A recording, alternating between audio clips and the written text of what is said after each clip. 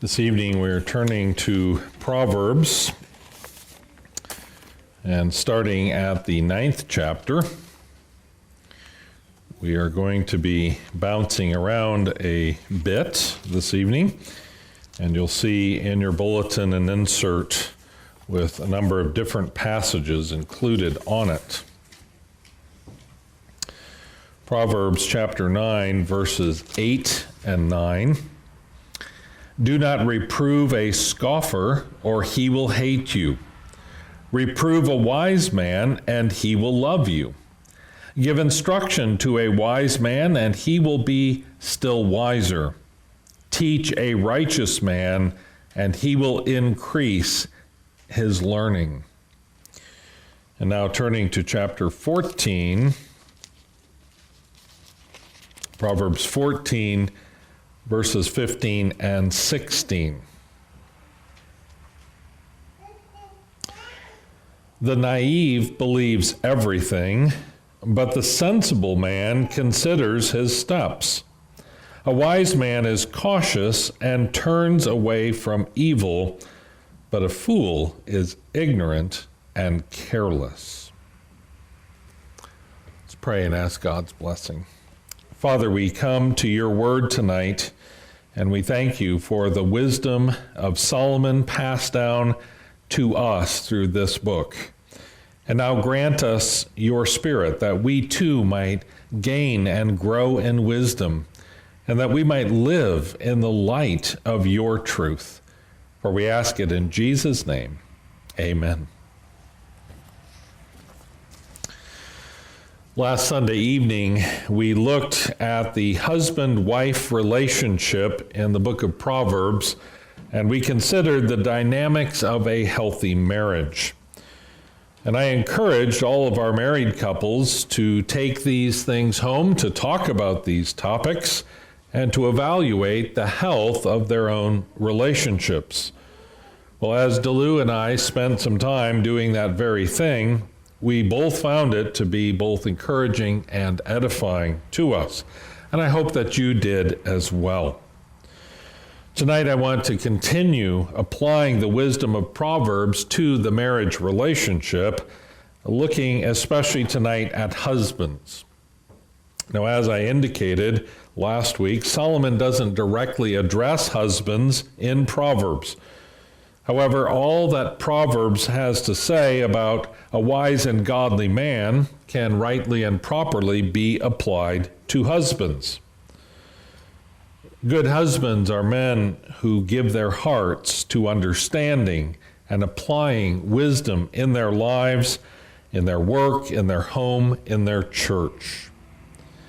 Well, there's much more to consider than we have time for in a single sermon, but I do want to give you at least a sampling from Proverbs that show God's wisdom for husbands. And on this insert, you'll see a variety of different passages, and I thought that it might be good for us just to read through them. We've already read the first one and the last one, but just listen as I read these various verses from Proverbs. Proverbs 11:12. He who despises his neighbor lacks sense, but a man of understanding keeps silent. Proverbs 11:17, the merciful man does himself good, but the cruel man does himself harm. And then in that same chapter, verse 25, the generous man will be prosperous, and he who waters will himself be watered. Proverbs 12:10, a righteous man has regard for the life of his animal, but even the compassion of the wicked is cruel. And then from verse 15, the way of a fool is right in his own eyes, but a wise man is he who listens to counsel. And then the next verse, a fool's anger is known at once, but a prudent man conceals dishonor. Verse 23, a prudent man conceals knowledge, but the heart of fools proclaim folly. And then in verse 27 of that chapter, a lazy man does not roast his prey, but the precious possession of a man is diligence. from Proverbs 13, verse 5, a righteous man hates falsehood, but a wicked man acts disgustingly and shamefully. And then 13, verse 16, every prudent man acts with knowledge, but a fool displays folly. So taking those together and thinking about how those proverbs apply to husbands, that's what we're going to tackle this evening. And I want to do so by asking and answering three questions tonight. First, what type of man is he? What type of man is a good husband? Then secondly, what does a good husband do? And then finally, what results come to a good husband? Well, over the centuries, the church has written various creeds and confessions to convey the truth in opposition to heresy and false teaching. And one method that is sometimes used in these creeds and confessions is the denial of error. The canons of Dort are written in that style. By denying an erroneous position, the truth often shines out very brightly. So let me start answering my first question, what type of man is he, by telling you what type of man he is not, a denial of error. A good husband is no fool and does not practice folly. He is the exact opposite of a fool, and he despises folly. He is not a scoffer or a mocker. He's not a cynical man who is full of sarcasm, of biting sarcasm. He is not arrogant or careless. He is actually very careful. He is very clear and does not give way to arrogance. He also does not naively believe anything and everything that he is told. He's a man of discretion. He is neither an angry man nor a lazy man. And sometimes these are two extremes that people will swing to. Either they're violently angry or they're absolutely apathetically lazy. And this man is neither angry nor lazy. Wicked men are disgusting and shameful, and the good husband has none of those qualities. He abominates wickedness, and he is disgusted by the shameful acts of evildoers. And so whenever wickedness comes near him, he instinctively moves away in revulsion from it. Those are some things that he is not. But positively speaking, we can see a set of qualities by looking at the adjectives that are used to describe him here in our list of verses this evening. Seeing there in Proverbs 9, 8, and 9, do not reprove a scoffer or he will hate you. Reprove a wise man and he will love you. Give instruction to the wise man and he will be still wiser. And so there he is called a wise man. He has embraced wisdom and he has internalized wisdom. He knows that the beginning of wisdom is the fear of the Lord, and he starts wisdom by bowing at the feet of Christ. He also takes that wisdom in and makes it part of his way of thinking, his way of acting. It's not just a theoretical knowledge, but it is a wisdom to be applied in everyday life. Likewise, we see in chapter 11, verse 12, that he is called a man of understanding. He has gained understanding, and then he employs understanding in all of his dealings. Again, this is not a theoretical quality, just an intellectual awareness, but it is very practically applied understanding. Now, sometimes we run into people in this world who seem to have no understanding. They say and do ridiculous, foolish, destructive things. And we think if only they understood, they would never have said that. They would never have done that thing. Well, this man, he understands, he knows, he realizes how the world works. And because he has gained and treasures and values that understanding, it flavors everything about him, everything that he does. Well, he is also called a prudent man. We see this in chapter 12, verse 16. But a prudent man conceals dishonor. The next verse, verse 23, a prudent man conceals knowledge. And then in chapter 13, verse 16, every prudent man acts with knowledge. So he's prudent. And again, this is a type of knowledge, a type of wisdom. It's a synonym of wisdom and understanding.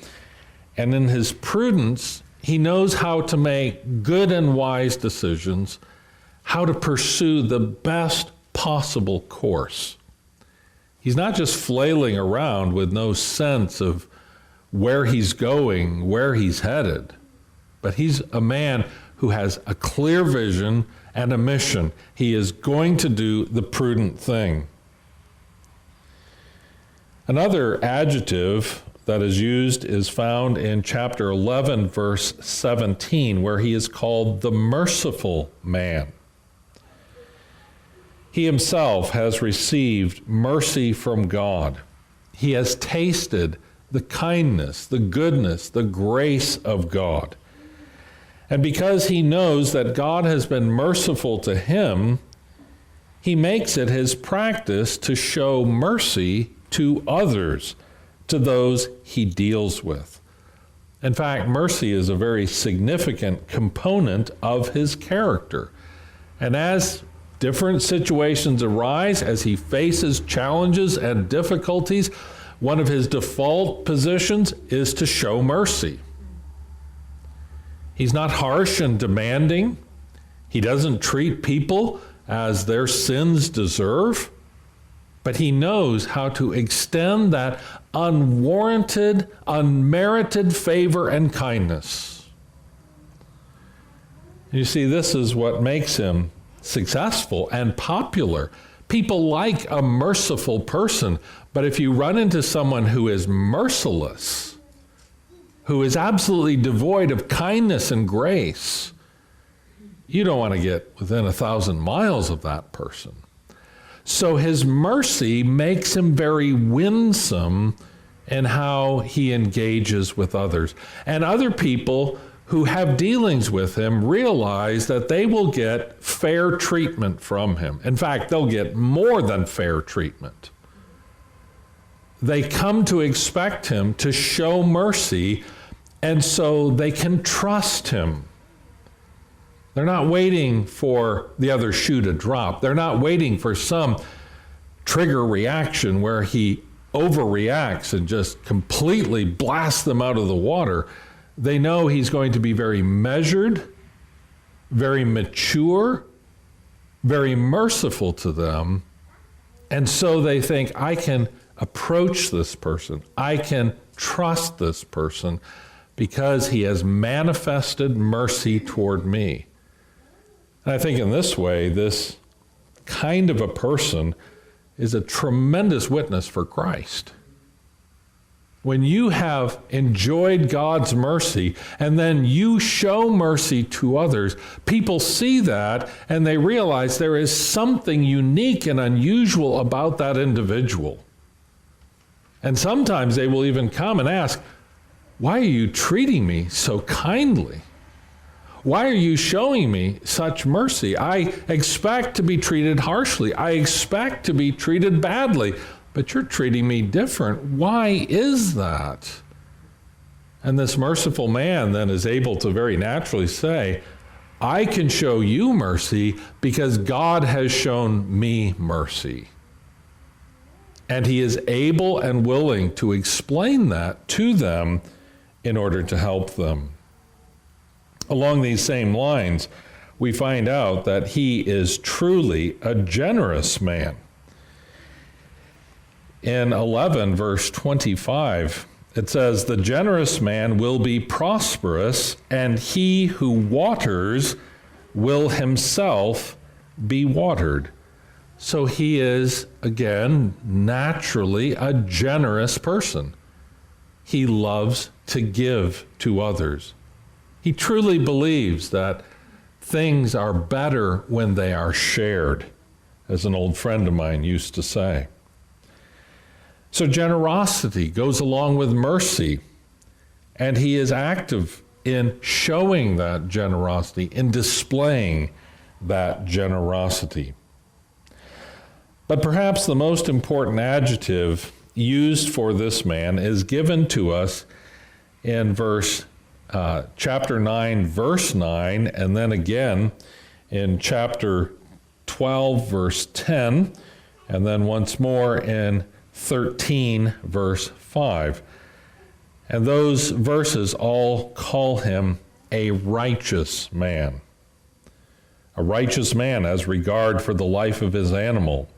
A righteous man hates falsehood. And so he is a righteous man. Now we understand that this means more than just a simple moral rectitude. He is not merely someone who does the right thing. To be righteous means that one has kept God's law perfectly, perpetually, and personally. He has always, in every instance, made the right choice at every single point and under every conceivable circumstance. He has always done what is right in God's sight, and he has always related rightly to both God and to his neighbor. From our New Testament vantage point, we know that righteousness is not something that you can achieve for yourself by obeying the rules. We know that our failings are too frequent and too serious for us to possibly be deemed righteous in God's sight. And you know, it's no good having a relative standard and say, well, you know what? I'm more righteous than that guy is. He does horrible things.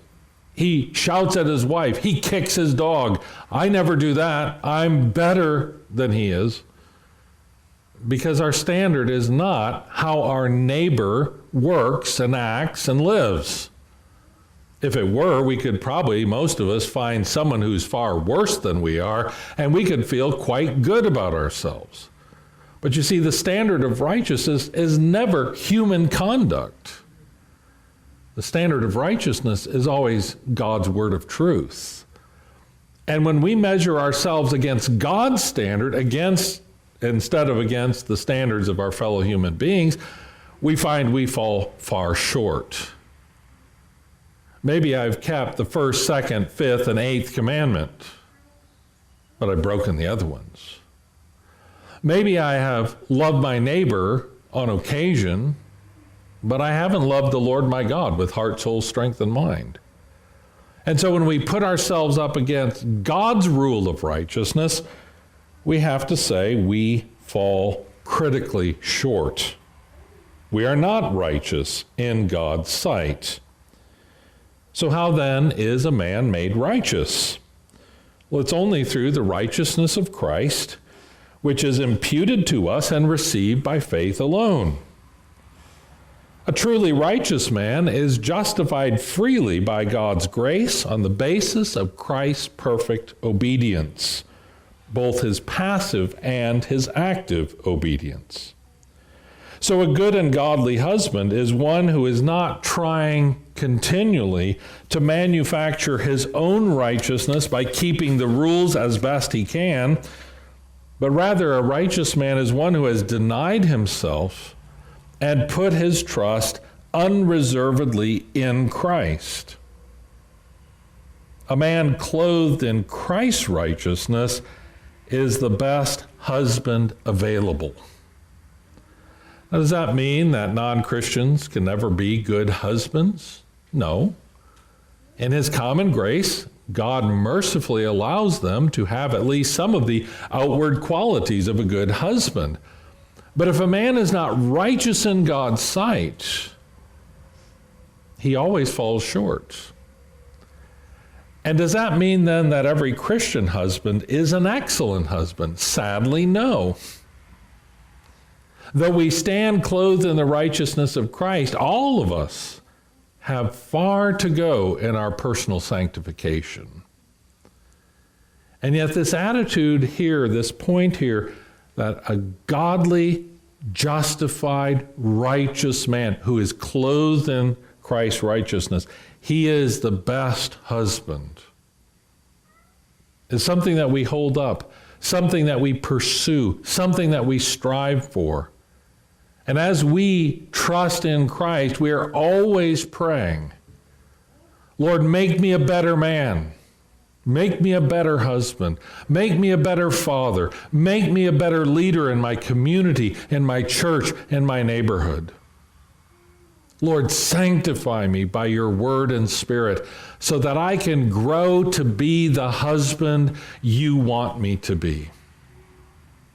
And for all of you who aren't husbands, this is what you should be praying for the husbands of this church. That the men of this church would strive and grow and be righteous in God's sight and would be living out that righteousness in their everyday conduct. Well, if that is the kind of man he is, then what does a good husband do? And here we are turning from his qualities to his activities. And in answer to this question, these particular proverbs are loaded with good activity. First of all, a good husband listens.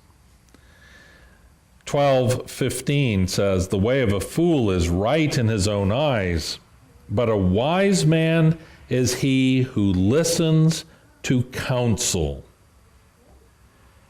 He hears advice. He listens to counsel. He will even accept reproofs and rebukes. When this counsel and advice goes contrary to his opinions, he is willing to take it in, to weigh it, to consider it. He doesn't just talk over in order to keep expressing his opinions. He has learned the grace of listening. And I think all of us men would have to admit we don't listen so well to our wives. Too often we're willing to override them, to out-talk them. And the ability to sit back and listen, to consider, to take her advice. That doesn't mean that she is now in authority and you are now under her authority. It simply means that God has given her wisdom of her own, a perspective and advice that can be a great help. How should a wife help her husband? By appealing to him with perspective, insight, and advice that might help him if he would but listen to it. Now, I can't stand before you and say, brothers, I've mastered this. Just ask DeLu any time. Now, I'm afraid if you ask DeLu any time, you're going to find out that too often I'm not a great listener. I'm a great talker, but I'm not always a great listener. And so men need to learn how to listen, how to take in, how to consider, how to really hear what others are saying. And when it comes to this matter of reproof, critical comments about himself and his performance, he takes it with humility, and he actually appreciates the person who has reproved him. Again, chapter 9, verse 8, "Do not reprove a scoffer, or he will hate you. Reprove a wise man, and he will love you. I saw a very amazing incident of this on Facebook with a friend of mine on Facebook. He had apparently made some rather provocative comments about some of the racial tensions in our country, and one of his other Facebook friends grew so concerned that he sent him a private message, and they actually talked on the telephone. And my friend came back and said, you know what? He was right, and I so appreciate the fact that he was willing to call me on the things that I had posted, and I would welcome anyone else to challenge me if they think I'm out of line. Now, when do you ever hear that on social media? It was really amazing because he was openly appreciating someone who had reproved him in private. And so this wasn't one of those flame wars where you think, I don't even want to read this. This is so horrible. This was really godly interaction. And when this wise man hears a rebuke and a reproof, he doesn't immediately jump into defensive posture and say, I'm right, you're wrong, you're exaggerating things, I can prove I'm right.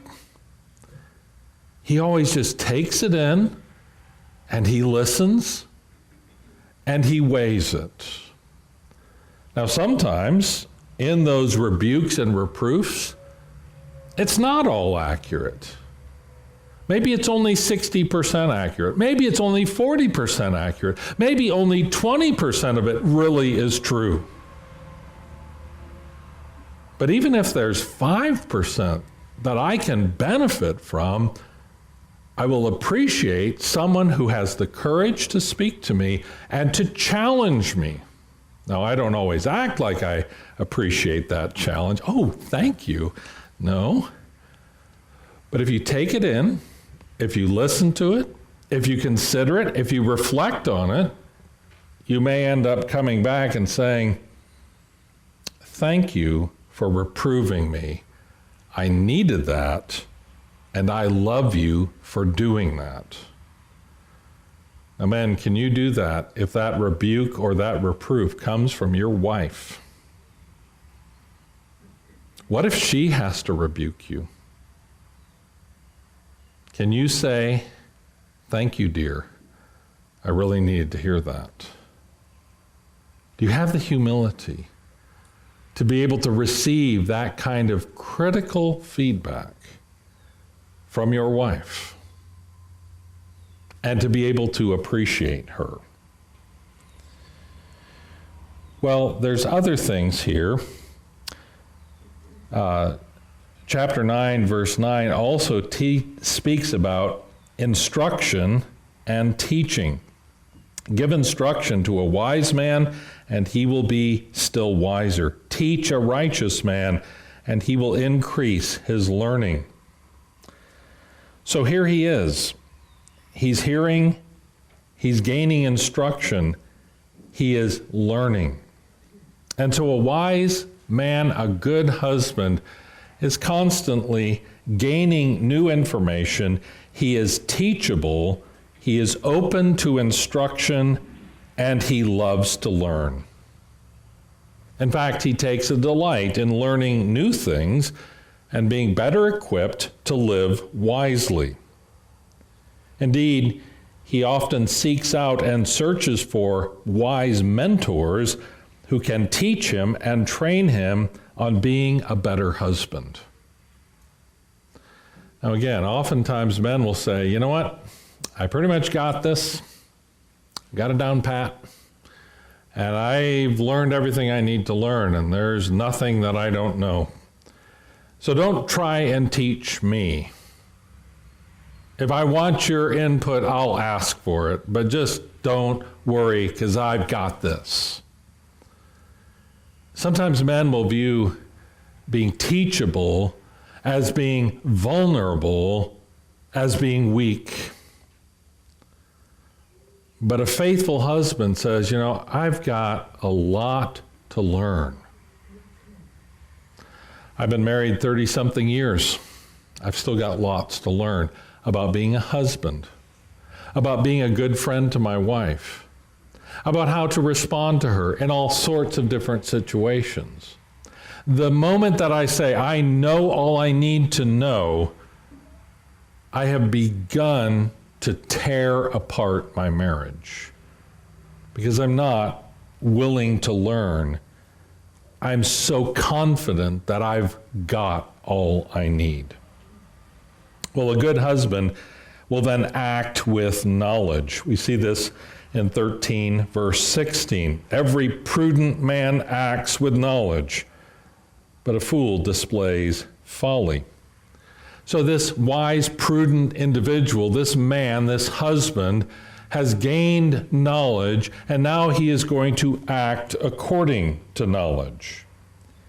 He is very deliberative about making his choices. He moves slowly and carefully, but he moves with determination. He does not ceaselessly, endlessly procrastinate and push everything off till tomorrow. He takes action, and he does it knowledgeably. Chapter 14, verses 15 and 16 point to this same thing.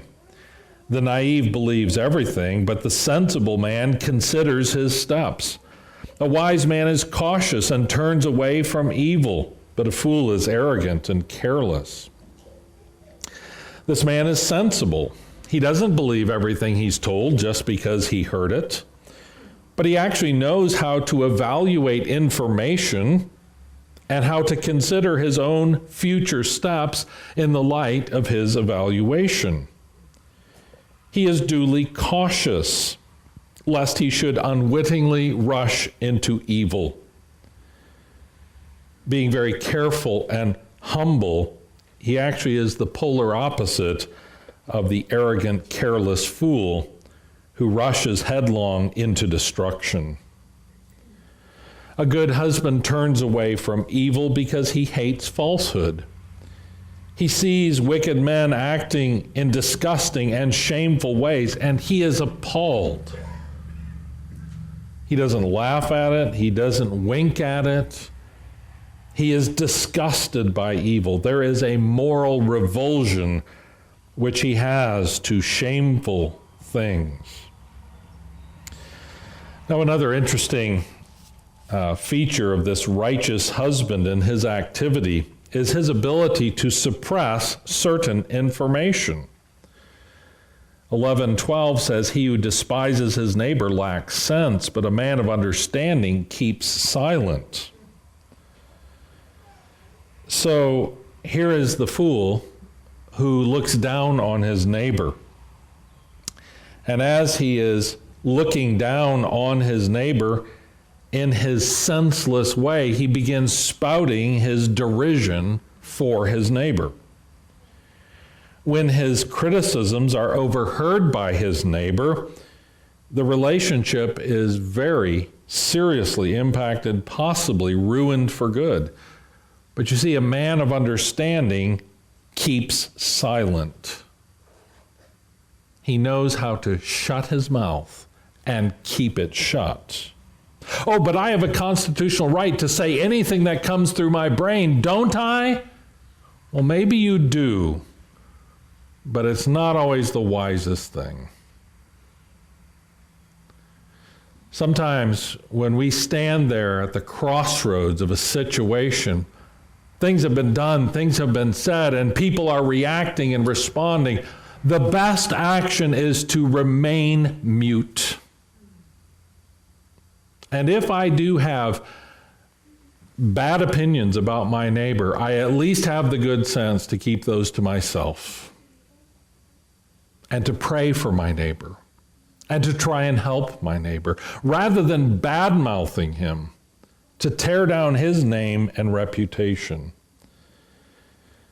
Likewise, in 12:16 and 12:23, we see that the prudent man is able to conceal things.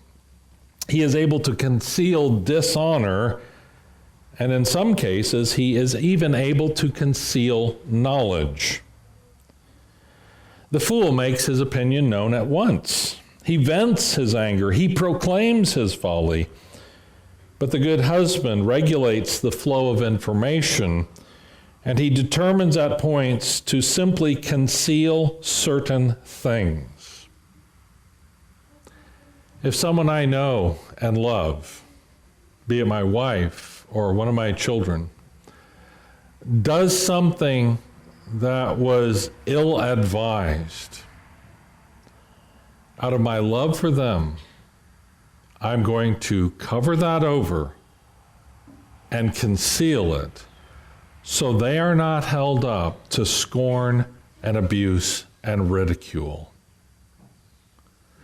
We see this in the situation with Noah after the flood. Remember how Noah planted a vineyard, he made some wine, he got drunk, he's laying naked in his tent, and his son Ham comes and sees his father in disgrace.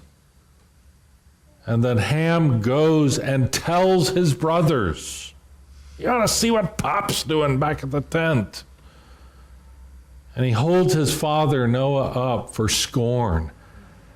And Shem and Japheth actually do the right thing. They take a garment, they put it over their shoulders, they back up and they throw it over their father so that he is no longer disgraced. They were covering over his dishonor, but Ham was highlighting it so that the world would laugh at his drunken father. And so the righteous husband knows how and when to conceal things. When to say, this is best left to lie. We don't need to talk about this any further. Well, the good husband possesses other qualities which lead to other actions. And we've touched on these a bit already. In verse 17 of chapter 11, he shows mercy. He graciously treats undeserving people with kindness. He knows how to be merciful, not just to feel merciful, but to do merciful things. In verse 25 of chapter 11, he is generous to others. He waters others. He sees them parched and thirsty, in need of a drink, and he gives them the water that they crave. He shows his generosity by his generous action toward those who are needy. He has learned the lesson that it is far better to give than to receive, and he does not need to selfishly hold on to everything very tightly. He knows how to give. One of the ones that is sometimes very convicting to me is 12 verse 10. A righteous man has regard for the life of his animal, but even the compassion of the wicked is cruel. The righteous man is so faithful, so diligent, so kind, that he will give food and water and shelter to his beast. He will care for that animal, though it has no soul.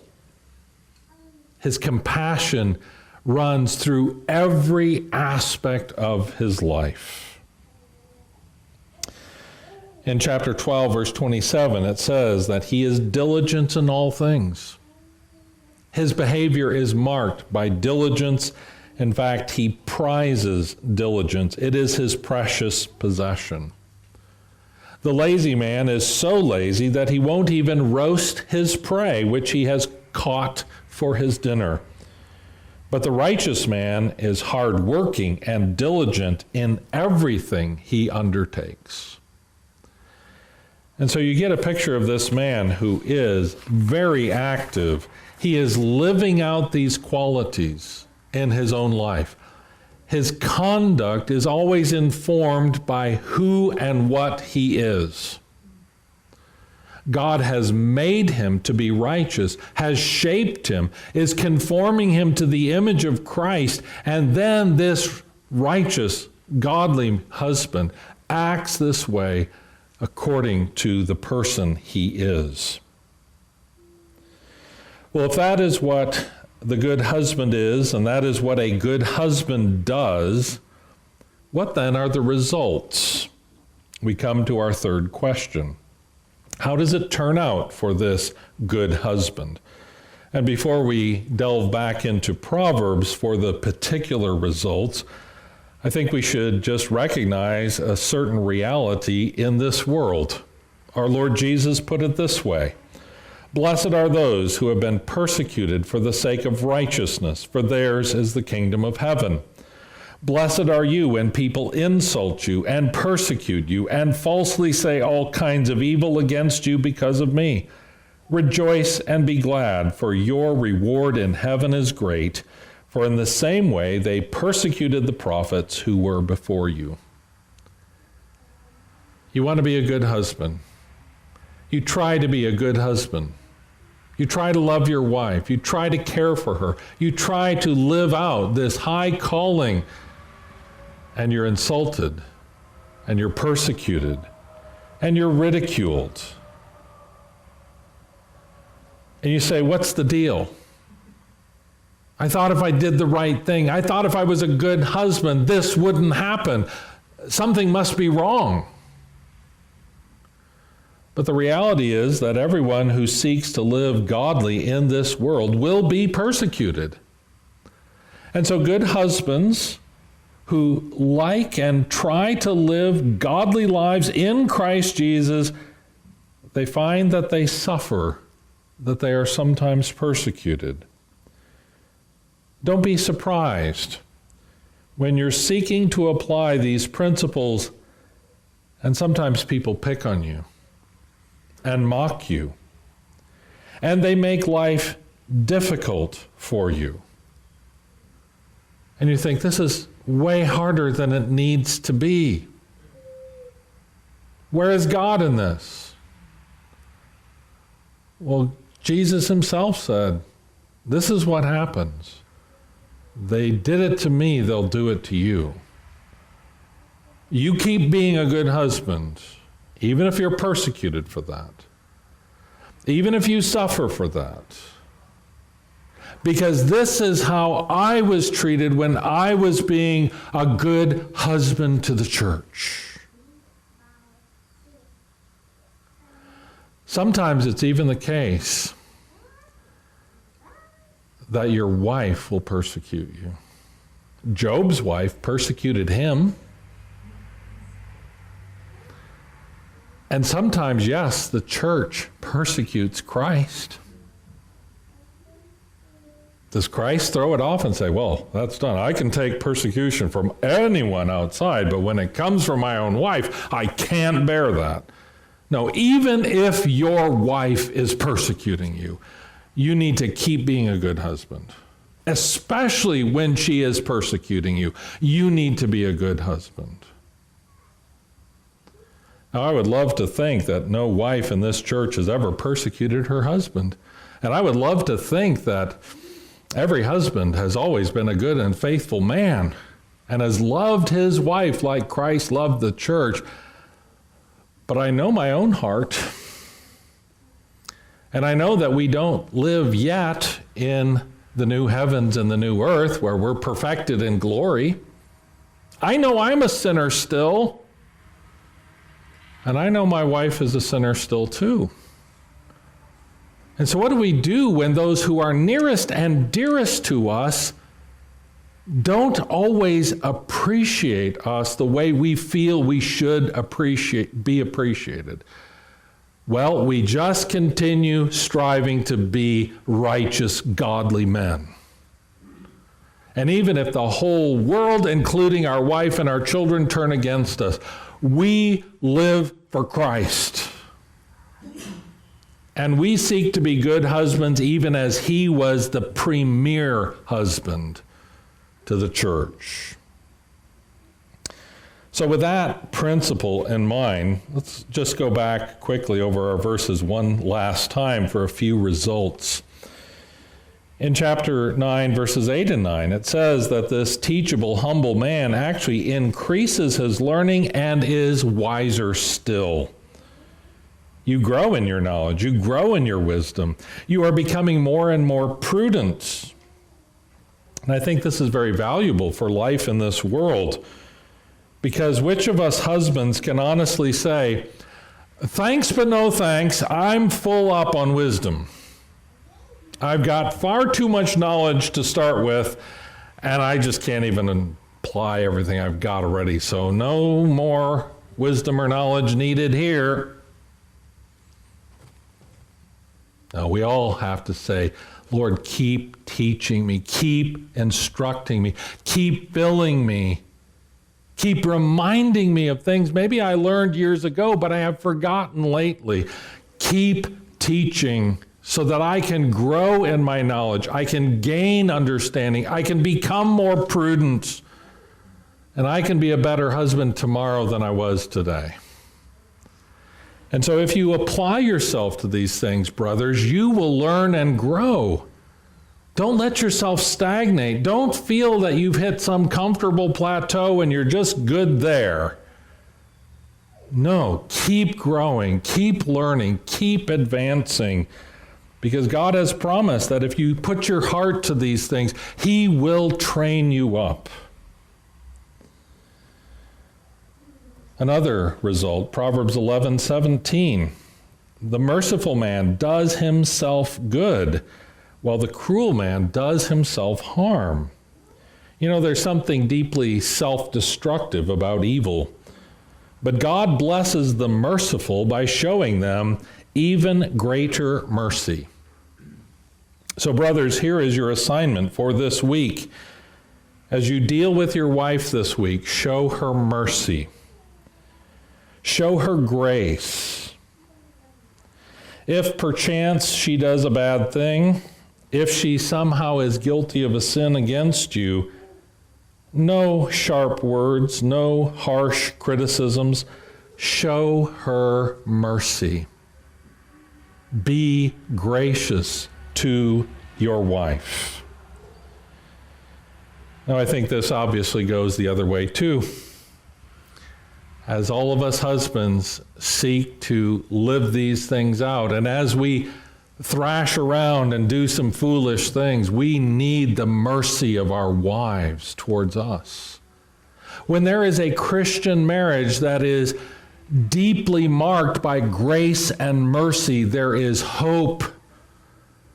But where they have become merciless and graceless, that marriage is careening for destruction. A similar principle is found in 11:25, the one I mentioned earlier. The generous man will be prosperous. He who waters himself will be watered. Brothers, water your wife this week. Be generous to her. I'm not talking necessarily or exclusively about material generosity, although if you want to be materially generous to your wife, you can do that. But think of other ways that you can also be generous to her. Be generous to her with your time and with your attention.